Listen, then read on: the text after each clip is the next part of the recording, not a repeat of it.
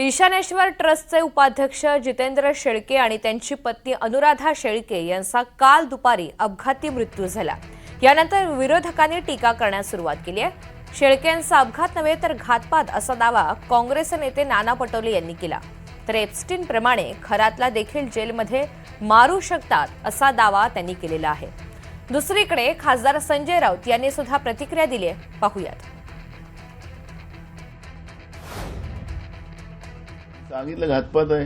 आता घातपात करवलेला कोण असेल एवढं सगळं असताना तो अॅक्युज आहे, त्याच्याजवळ सगळी माहिती होती। जो कसं त्याला नेमकं त्याला टार्गेट का केलं गेलं।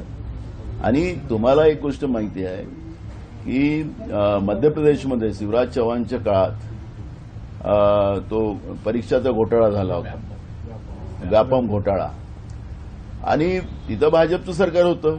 जेवढे कोणी त्याच्यातले पुरावेदार होते सगळ्यांना मारून टाकलं। असेच अपघात झाले वेगवेगळ्या पद्धतीनं।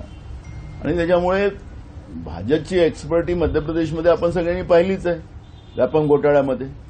त्याच्यामुळे या सगळ्या पुराव्यांनाच नष्ट करायचं आणि आमच्याजवळ कुठलाही पुरावा नाही या पद्धतीनं भूमिका मांडायची, सगळी फाईल तयार करायची एप्स्टीन सारखी, आणि एप्स्टीन सारखी फाईल तयार करून जे राहुलजी सांगतात आहे की 16 नंबर जो सांगतात ना राहुलजी, काल पण त्यांनी सांगितलं, तर 16 नंबरचं पानच गायब करून टाकलं।